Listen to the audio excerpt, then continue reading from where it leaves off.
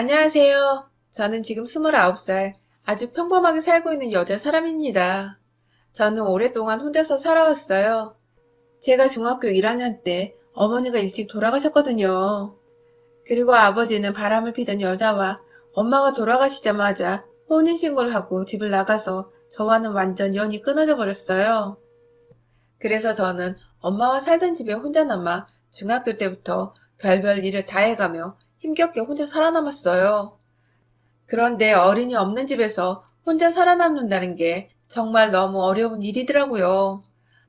항상 제대로 씻지도 먹지도 못해서 몸에서 머리에서 냄새가 났고 빨래를 해본 적이 없어 어떻게 해야 하는지 몰라 교복도 제대로 세탁하지 못해서 저는 많은 사람들에게 피해를 줬습니다.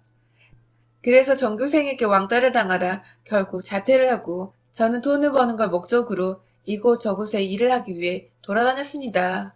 그러다가 저처럼 방황하는 아이들을 만나게 됐어요.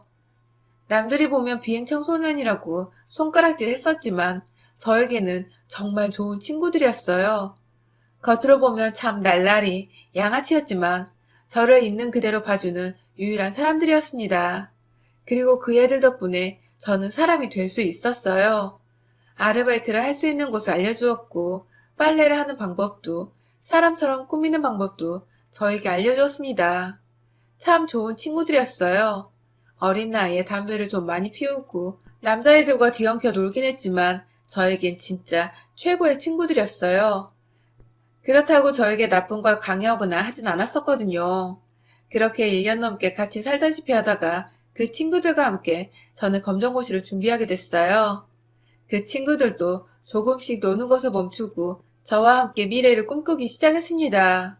그렇게 저희는 진짜 열심히 공부를 해서 검정고시를 합격했고 그 후 각자의 길을 위해 따로 흩어져 살게 되었어요. 그리고 저는 대학교를 가서 처음으로 남자친구를 사귀게 되었습니다. 그 남자친구는 저보다 2살이 많은 남자였고 배울 게 참 많은 사람이다라고 생각이 드는 그런 남자였어요. 바르고 성실하고 과대를 맡고 있는 훈남이었습니다. 남자친구와 저는 대학교를 졸업할 때까지 싸움 한 번 없이 무사히 연애를 마치고 저희는 사회에 나가 같이 동거를 하게 됐어요.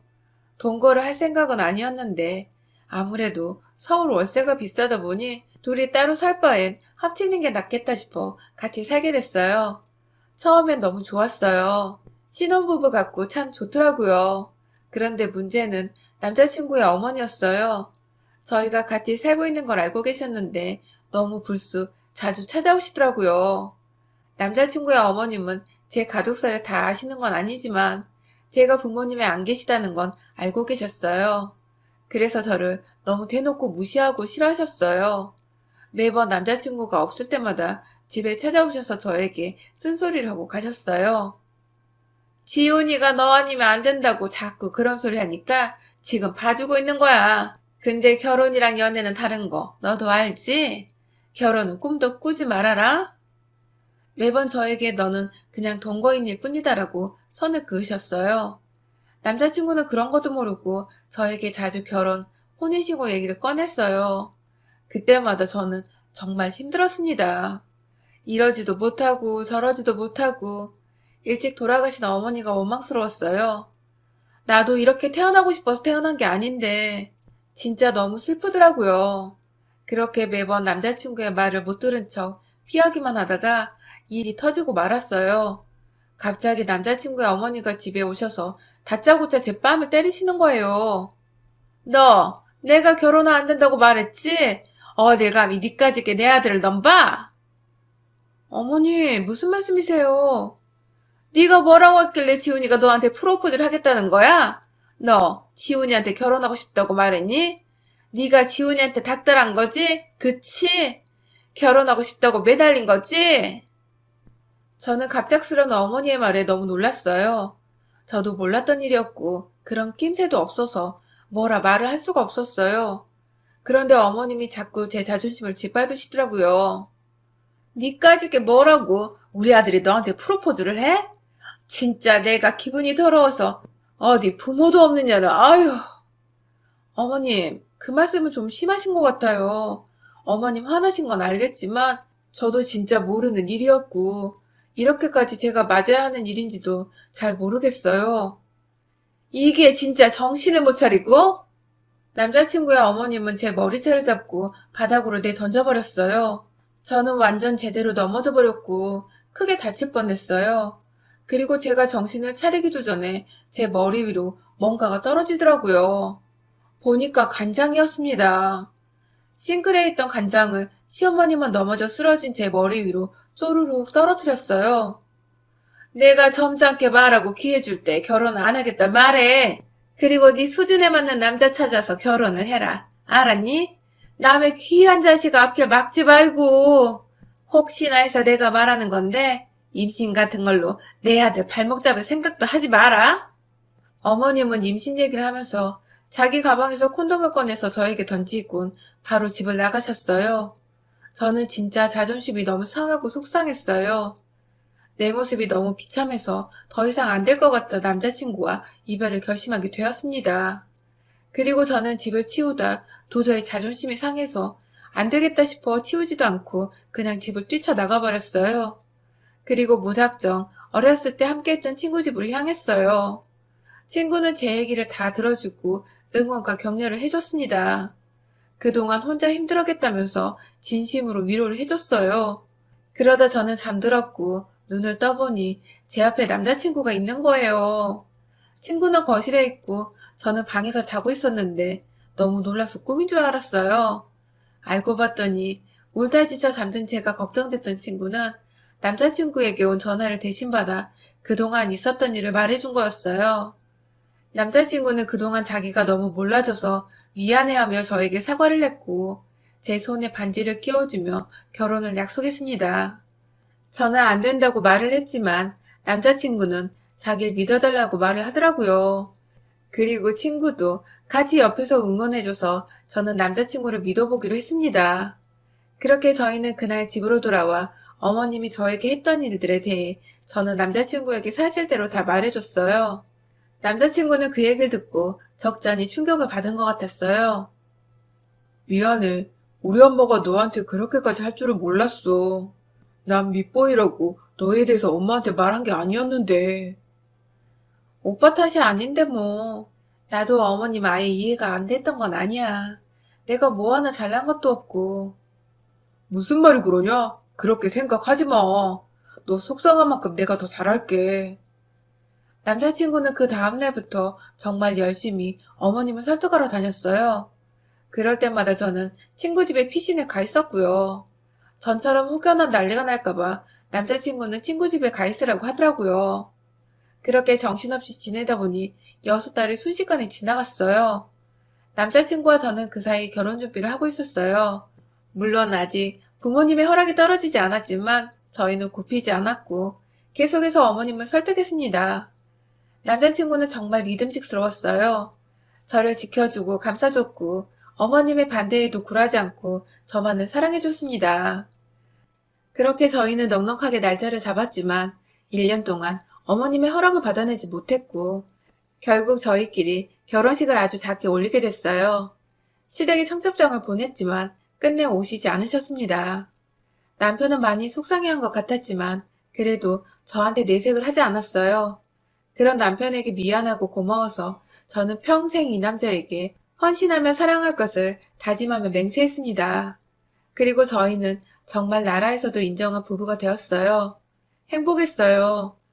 뭐 원래 살던 곳 그대로 살기로 했지만 느낌이 완전 달라서 두근대고 신나고 설레이고. 하지만 그 행복은 진짜 한 달도 안 돼서 제대로 산산조각이 나버렸습니다. 이제 진짜 시어머님이 된 어머님이 매일같이 집에 찾아와 저를 괴롭히기 시작했어요. 정말 다양한 방법으로 저를 괴롭히시더라고요. 첫날에 무당 같은 아줌마를 데리고 와서는 출근하는 저를 붙잡고 이상한 빨간물 같은 거 뿌리고 부적을 붙이질 않나. 그 다음엔 집 안까지 들어와 파치랑 쌀이랑 마구 던지기 시작했어요. 그래서 제가 그만 좀 던지라고 말을 했더니 어머님이 제 뺨을 때리시면서 소리를 지르시더라고요. 너 하나 때문에 내가 지훈이랑 사이가 틀어졌어? 난 절대로 이대로 가만히 못 있는다. 네가 이기나 내가 이기나 해보자. 어머니, 제가 잘할게요. 이제 저희 진짜 부부예요. 동거인도 아니고 저 지훈 씨 아내라고요. 이게 진짜 돌았나? 내가 넌 그냥 동거인 그 이상, 그 이하도 아니랬지? 누가 호적에 올려준다고 아내고 며느리래? 절대 안 돼, 이 더러운 년아. 저는 솔직히 결혼하면 시어머님이 포기하실 줄 알았거든요. 그런데 포기는커녕 더 심해지는 시어머니 때문에 하루가 다르게 점점 지쳐갔어요. 남편도 정말 힘들어 하더라고요. 아무리 자기가 말려봐도 자기 출근하는 시간에 몰래 와서 그 짓을 하고 가니까 자기가 365일 24시간 붙어 있을 수가 없어 정말 미안해하고 마음 아파했어요. 남편 일이 워낙 바쁘고 또 저보다 일찍 나가서 늦게 들어오니까 저도 남편도 어찌할 수가 없었어요. 그렇다고 저까지 집에 들어오지 않고 집안일을 안 할 수도 없으니까 진짜 막막하더라고요. 그래도 저는 당분간만이라도 시어머님을 피하기 위해 남편과 출퇴근을 같이 했어요. 출근을 일부러 일찍 해서 근처 카페에 있다 들어가거나 그냥 먼저 출근을 해서 일 처리를 하거나 했고 퇴근 후엔 그냥 친구네서 시간을 보내다가 남편과 만나 집으로 갔습니다. 제가 출퇴근 시간이 바뀌고 나니까 정말 고요해졌어요. 자기가 망가지는 걸 아들한테는 보여주기가 싫었는지 정말 조용하더라고요. 그래서 안심하고 있었는데 이번에는 회사까지 찾아와 저를 괴롭혔어요. 회사 앞에서 큰 박스에다 내 아들 뺏어간 년이라며 제 이름과 사진을 붙여놓고 핏줄을 끊어놓으려는 나쁜 년이라며 사람들에게 가짜 소문까지 내기 시작했어요. 저는 결국 그 괴롭힘에 스스로 사표까지 내게 됐고 남편은 너무 심하다고 시어머니와 대판 싸우고 집으로 돌아왔어요. 그리고 며칠 뒤 새벽 저희는 급한 전화를 받게 됐습니다. 시어머님이 가슴 통증을 느끼며 응급실에 실려갔다는 거예요. 저도 놀라서 같이 병원을 가려고 했지만 시아버님이 혼자 오라고 했다고 이번엔 자기만 가겠다고 말하더라고요. 서운하고 속상했지만 위급한 상황이었기에 저는 알겠다고 갔다가 어떤지 보고 연락만 해달라고 부탁했어요.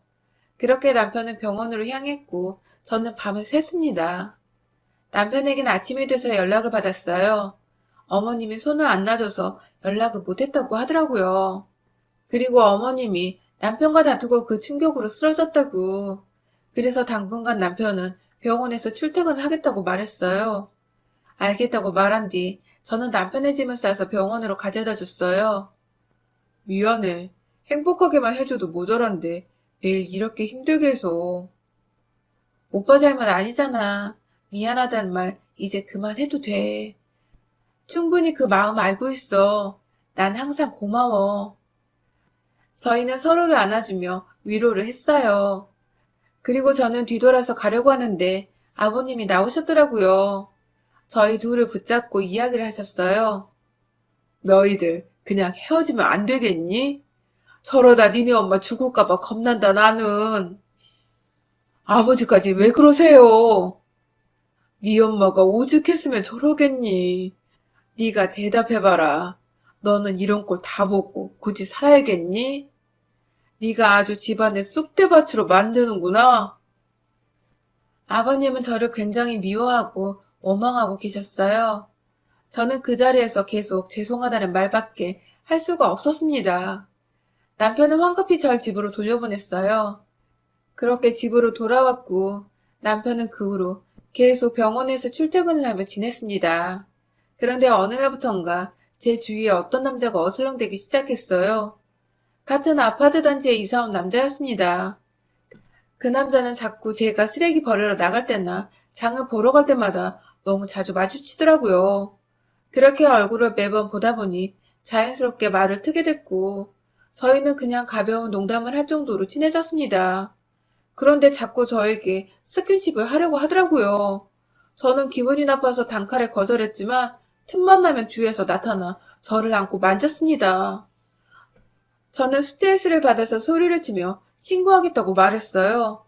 그리고 집으로 돌아왔는데 그날 밤에 남편이 아주 화가 난 얼굴로 집으로 들어오더라고요. 저는 간만에 보는 남편이 너무 반가워서 남편에게 달려갔는데 남편은 저를 밀치며 화를 냈어요. 오빠, 무슨 일 있어?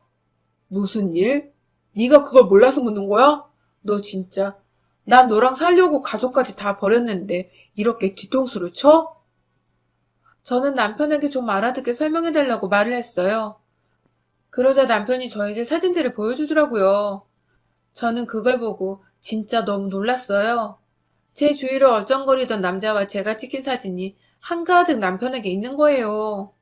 저는 너무 놀라 이게 뭐냐고 물었어요. 네가 보고도 몰라? 네가 바람피는 사진이잖아. 무슨 소리야? 이 남자랑 나 아무 사이도 아니야. 그냥 같은 아파트 주민이라는데 자꾸 나한테 찝쩍대더라고. 나도 그래서 계속 거절했어. 그럼 이건 다 뭔데? 남편이 저에게 보내준 사진은 안고 있는 사진과 그 남자가 저에게 뽀뽀를 하고 있는 사진들이었어요. 저는 아니라고 계속 말을 했지만 남편은 제 말을 믿어주질 않았습니다.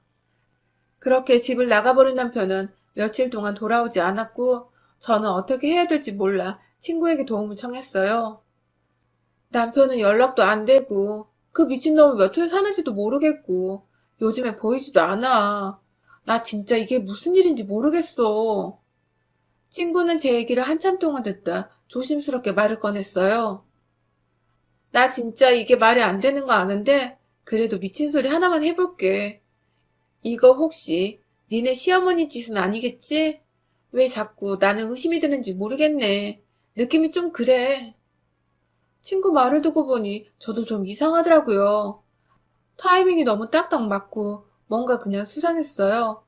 그런데 알아볼 방법이 없으니까 어쩌지 고민을 했는데 친구가 자기만 믿으라며 저를 안심시켰어요. 친구는 다른 친구들을 모아 같이 몇 날 며칠을 남편과 시어머님을 감시했어요. 바쁠 텐데도 친구들은 일주일 정도는 괜찮다면서 일까지 내팽개치고 제 일을 도와줬습니다. 한 3, 4일 정도는 아무런 소식이 없었어요. 그냥 남편은 시댁에서 자고 출근하고 한다는 것밖에 없었습니다. 그리고 시어머님 역시 별다른 건 없었대요. 다만 매일 남편이 출근을 하면 몰래 뒤따라가 회사를 가는 건지 아닌지 그걸 확인하고 돌아가는 모습이 보였다고 해요. 진짜 정성이지 않나요? 혹시라도 저에게 올까봐 그런 것 같았어요. 그러다 일주일째 됐을 때쯤 어떤 남자가 시댁으로 들어왔는데 그게 그 남자였던 거예요. 저한테 들이댔던 놈. 친구들은 그걸 다 사진으로 찍어줬고 저는 시댁으로 달려갔습니다. 그리고 예쁘게 생긴 친구 한 명은 그 남자에게 일부러 접근해서 번호까지 물어본 상태였어요. 그 남자 그것도 모르고 좋아서 제 친구에게 이것저것 먹을 걸 사주면서 이야기를 하고 있었어요. 아무튼 친구들이 그 남자를 잡아두고 있을 때쯤 저는 시어머니에게 따져 물었어요. 어머니, 꼭 그런 짓까지 하셨어야 했어요? 또 무슨 지랄이야? 너 얘기 들어보니까 바람 폈다며? 바람이요? 어머니가 다 꾸민 짓이면서 무슨 바람이요? 저 다 알고 온 거거든요? 심지어 증거도 있고 그 남자 정보도 다 알아요. 완전 당황한 시어머니는 끝까지 발뺌을 했어요. 그래서 저는 시어머니의 손을 잡고 일부러 끌고 나갔습니다. 그리고 집 근처에 제 친구와 그 남자가 있는 식당으로 갔어요. 설마 이래도 모른다고 하진 않으시겠죠? 둘이 아는 사이잖아요. 남자랑 시어머님은 아무 말도 못했어요. 그래서 제가 그 자리로 남편을 부르려고 핸드폰을 들었는데 시어머님이 제 전화기를 땅에다 던져버렸어요. 그냥 헤어져. 깔끔하게 헤어지면 너도 이런 억울한 일 당하지 않고 나도 이런 짓 안 해도 되고 얼마나 좋을 거야. 어머니, 나도 이렇게까지 안 하려고 했어. 근데 이건 다 네가 자초한 일이야. 나는 잘못 없다고. 그냥 내가 말했을 때 네가 들었으면 이런 일 없었잖냐. 다 네가 스스로 잘못한 거라고. 저는 진짜 눈물이 핑 돌고 정신까지 나가서 아무것도 못하고 있었는데 시어머니의 말을 듣다가 화가 잔뜩 난 친구가 시어머니한테 동치미가 담긴 그릇을 확 들이부어버렸어요. 그리고 옆에 있던 식초랑 고춧가루를 마구 뿌려줬습니다. 어머님은 기침에 눈물까지 쏟아냈고 그 사이 남편이 도착했어요. 다른 친구가 남편에게 대신 연락을 해줬더라고요. 남편은 자초지종을 다 듣곤 시어머니에게 진짜 실망했다면서 다신 자기를 찾지 말라면서 화를 냈어요. 그렇게 저희는 시어머니를 두고 가게에서 빠져나왔고 그간 있었던 오해를 풀었습니다. 남편은 자기가 스트레스랑 피로로 인해서 판단력이 많이 흐려졌었던 것 같다고, 정말 미안하다고 잘못했다고 사과했어요. 저도 남편 입장이라면 그럴 수 있을 것 같더라고요. 밤새서 시어머니 투정과 병수발 다 들고 출근까지 하고 그걸 며칠도 아니고 한 달 가까이 했으니 정말 힘들었었겠죠. 저희는 제 친구들 덕분에 헤어질 뻔한 위기를 모면했고 그 후에 진짜 시어머님과 연을 끊었습니다. 남편은 한 번씩 아버님과 연락을 하지만 찾아가거나 따로 만나거나 하진 않고 있어요. 어머님도 그 사건 이후로 정신이 좀 들었는지 제 앞엔 안 나타나더라고요. 시아버님도 이건 좀 아니라고 자기 편을 안 들어주니까 저희 볼 면목도 없었겠죠. 그 후 저는 다시 원래의 삶을 찾았고 남편과는 더욱 사이가 좋아졌어요. 남편은 자기가 잘못했으니 저에게 더 잘하겠다고 약속을 했고 그 말대로 저에게 진짜 잘하고 있습니다. 그래서 지금은 너무나도 행복하게 잘 살고 있습니다. 힘든 일들을 그렇게 많이 버텨왔으니까 그만큼, 아니 훨씬 더 앞으로는 행복할 거라 믿고 있어요. 그리고 저는 저를 2번이나 살려준 친구들에게 너무 감사해하며 살고 있어요. 앞으로도 이 우정 변치 않도록 제가 더 잘하려고요. 남편도 친구들도 저에겐 너무 축복인 것 같아요. 아니, 엄마가 주신 선물이지 않을까요? 여러분의 생각은 댓글로 남겨주세요. 오늘도 시청해주셔서 정말 감사합니다.